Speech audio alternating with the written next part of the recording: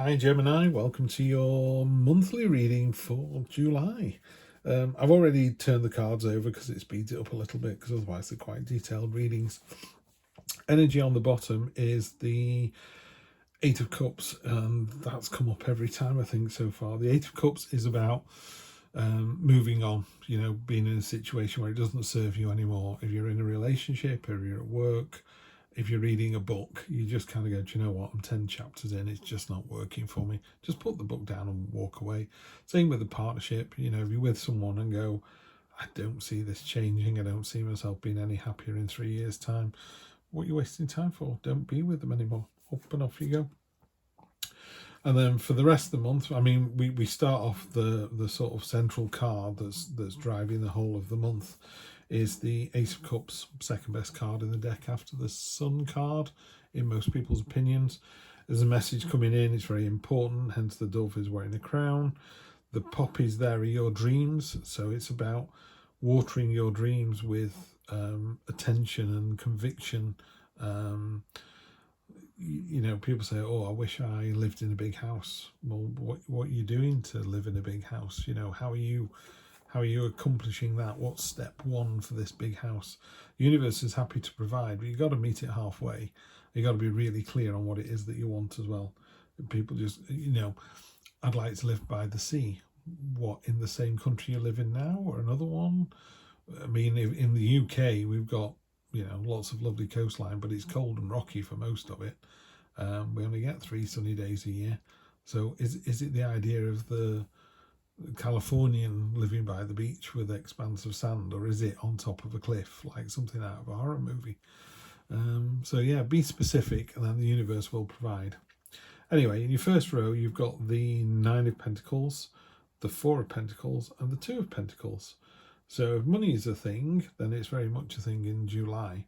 And weirdly, we start off down here being flexible. The ferret's doing a great job of balancing on this ridiculous kind of teeter-totter. And the coins are great and it's balancing beautifully. It's just not sustainable. Yes, you can do it for a day, a week, a month, could even do it for a year, but it's just not sustainable. You can't continue to be in this situation. Something's got to give. You've got to move on. Got to be careful as well. The Four of Pentacles talks about those butterflies are about ideas generation, and it's getting stuck in the cobwebs of your own making. And those pentacles have got vines growing up them as well. So it's kind of holding on to what you've got. It's like being in a relationship which is okay, but I better take okay than living on my own, really. And then the Nine talks about the card at the top there. You've got this beautiful cat who's now ignoring the prey. She's above all that now. She is a card of affluence. It's a card of having plenty. It's a card of deserved abundance as well. She's quite, it sounds mean to say, but she's quite smug, the expression the cat's got. It's like, oh yeah, I deserve this. I deserve the Lamborghini, the Rolex. I've worked hard for it. Which is debatable, but this is where you're going to find yourself. And then down at the bottom, we've got the Queen of Cups, then we've got the Ace of Cups, and then we go up to the Seven of Pentacles. Yep, Seven of Pentacles. So yeah, Pentacles feature really heavily in this one. So first of all, the Queen of Cups, she's all about harmony. That's why there's a black and white koi carp around her feet there. She's manifesting those angel fish out of her subconscious, making a crown out of them. She's very flirty, she's very engaging, but she's all about balance and harmony. She likes it when everything's going as it should be. She doesn't want any kind of imbalance or shoutiness. She likes it when everyone gets on with everyone else, and she's there to facilitate that. The Ace is great, as we know, so keep, whatever your dreams and promises are, write them down. And how are you watering those dreams? How are you making them turn to reality? And then the top with the Seven of Pentacles, this is a card of taking a breather after its recognition and reward. So those 6 pentacles are balanced out against that list, and they add up perfectly. There's another huge one down at the bottom, which is almost like it's talking about an abundance and the fact that you've got money, you can make more money, and if you get through that money, you'll make more money still. I often talk about, it's like the farmer has just got all the crops in, he's got them in the silo, he's got them in the barn, and he just goes, nice job, grabs himself a cup of tea, then gets back out and starts again. So it's like, well done you, now get out there and start all over again. Towards the end of the month, we have a complete and utter end of something, the Ten of Swords. Those swords are normally impaled on the back of a king. So it's like, anyone can suffer from this, and you are completely done and dusted, dead, done, over with. Hope remains, and the sun is coming up, you know.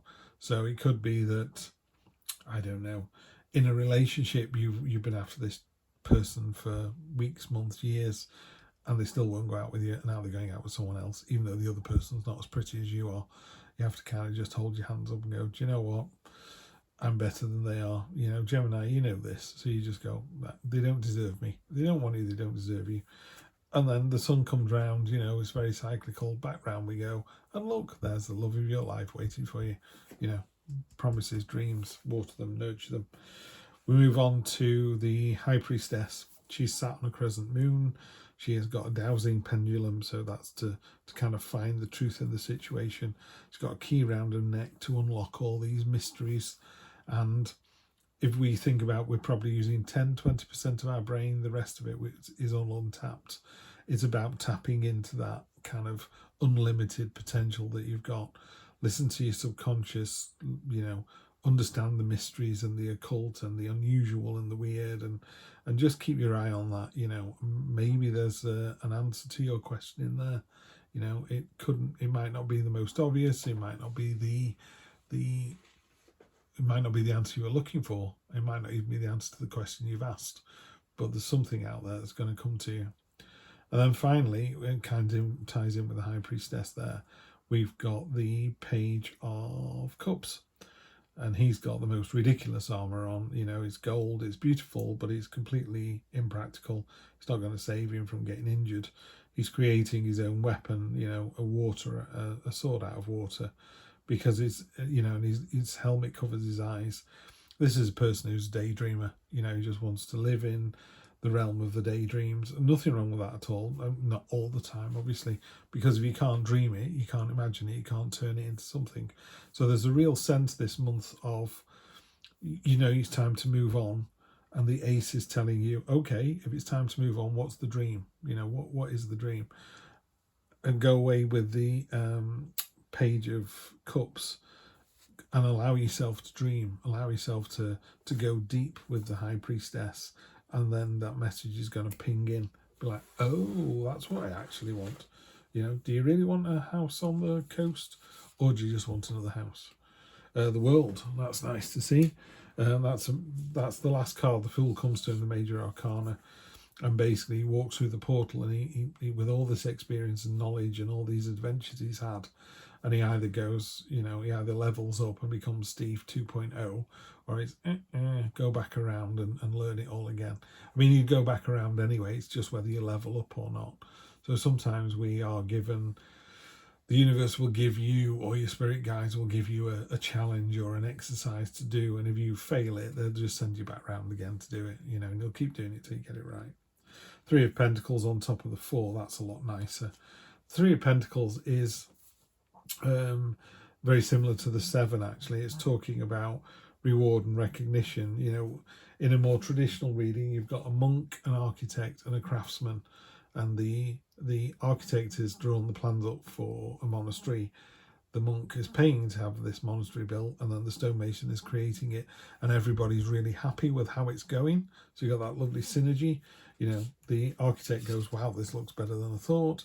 The monk is going, I can't wait till I got my monastery, have some more money. And the stonemason's just employed, and he's a craftsman, he's knocking it out. And it's a real sense of quality work that's been seen and recognised. Two of Wands on top of the two Wands on top of the Two of Cups. Two of Wands, she's got the whole world in her hands, but has she really? Just be careful that we don't go, do you know what, I'm at the top of the tree. And you go, you're really not, you just think you are. So while you're in a great place at the moment, we go from a 2 to a 3 to a 4 to a 5, all the way up to the 10 and start again. So you're in a great place at the moment. but it's going to get even better. The Hanged One, this is about seeing the bigger picture. You know, she's hanging from the tree of knowledge willingly because she wants to see her situation in a completely different way. Talks as well about losing the battle to win the war, so there could be something there.